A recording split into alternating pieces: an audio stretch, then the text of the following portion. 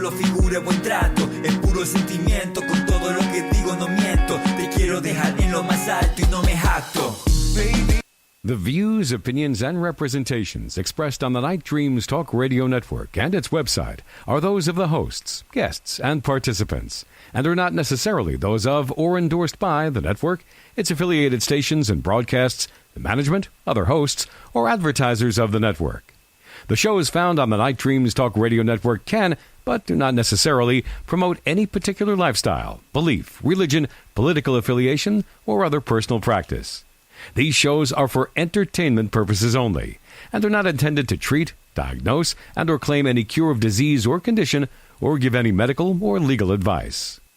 You're listening to my friend Gary Anderson on Night Dreams Talk Radio, the best in paranormal radio. Well, hi, everybody. This is Gary at Night Dreams Talk Radio. What can I say? Here it is, Tuesday, and the week is moving on. And every day in the news, in the media, we're hearing stuff about disclosure on UFOs. I'm just going to ask each one of you guys a question out there. Do you think we're going to have disclosure on UFOs coming in the next few weeks, the next couple months, or the next couple years, or never? But I'll tell you this, there's a big frenzy going on like never before, and never have I seen it like this. What's going on in all the media? It's totally crazy. Well, we got a great guest tonight. We're going to be talking about UFOs and all that stuff with Iren Scott PhD right after this.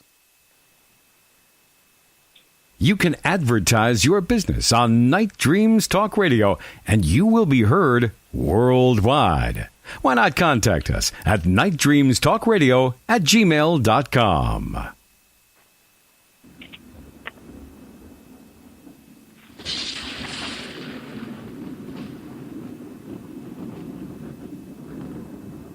You are listening to Night Dreams Talk Radio Network, from our compound to you worldwide, with your host, Gary Anderson. And that is me. Tonight we got a special guest.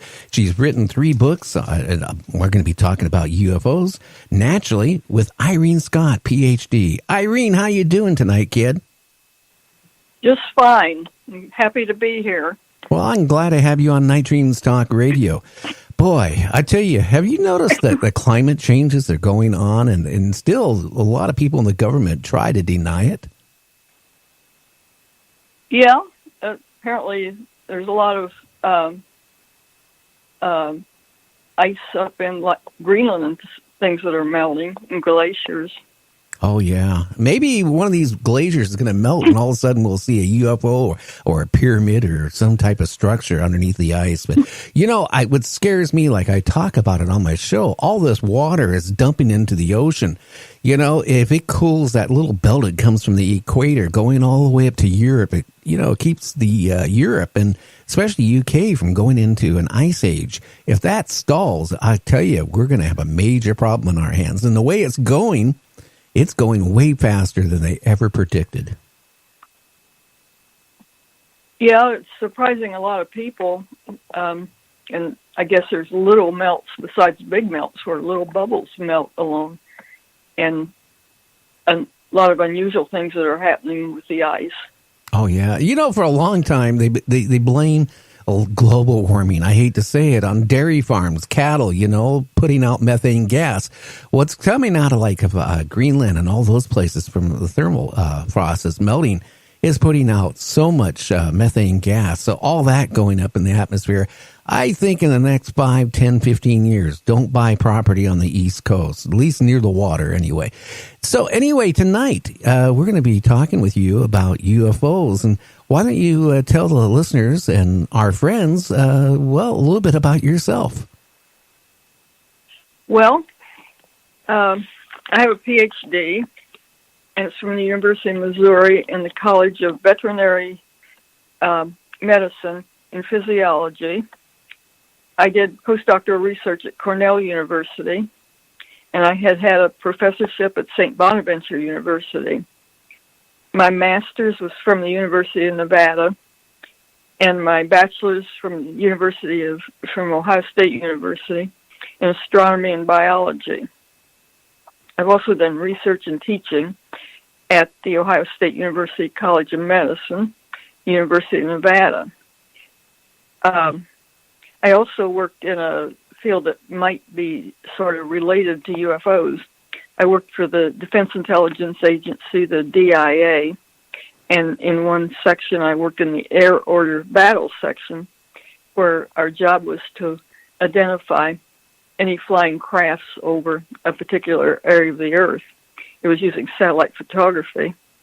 And I'd also worked as a physical scientist cartographer in the Aerospace Center in St. Louis in mapping. I've been a volunteer astronomer at the Ohio State University Radio Observatory, and this is Big Ear, where they found the WOW CETA signal that might be humanity's only signal from ET. I'm an amateur astronomer, and I've taken flying lessons, and I was a correspondent for Popular Mechanics magazine. Oh, wow. And I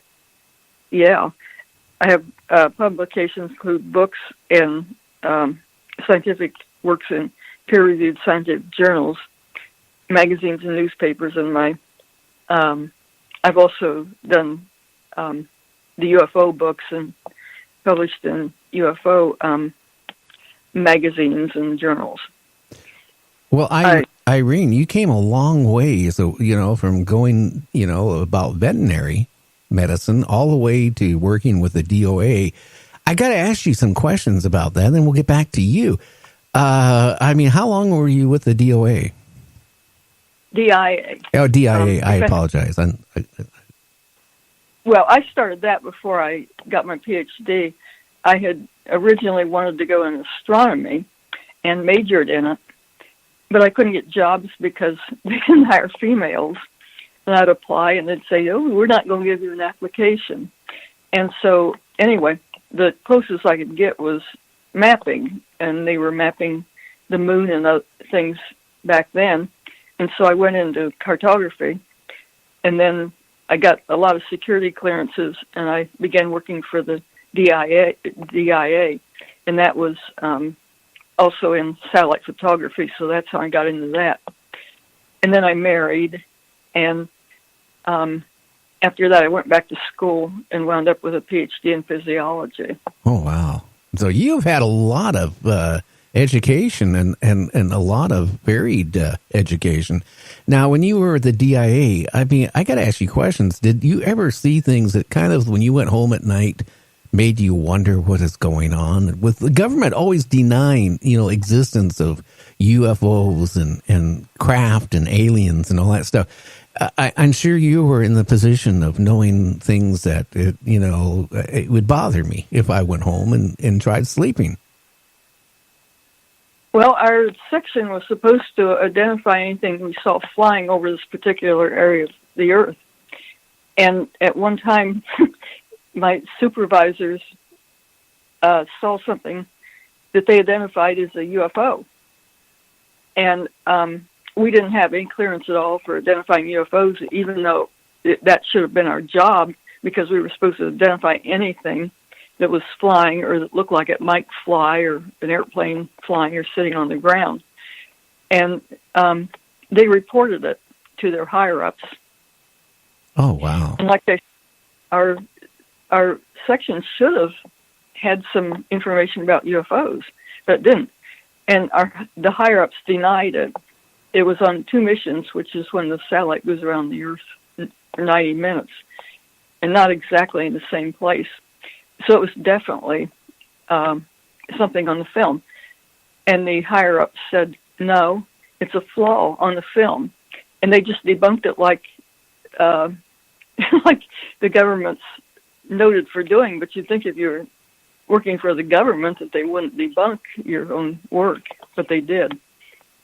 That's the experience what year roughly was that? 68. Okay, yeah, so, yeah. I remember, and I mentioned this the other night on my show, a friend of my father, who my dad met in Korea, waiting to, be shipped back home and be discharged, My dad's both served in World War II and then the Korean War. He developed a good friendship with a guy, James, and I can never, I can't ever pronounce his last name, but it was James Gardner is the name he went by. Maverick, Rockford Files and all that stuff. This guy used to come to our house, from when I was a little kid on. Every summer he'd come up and visit my dad, or my dad would go down to California occasionally.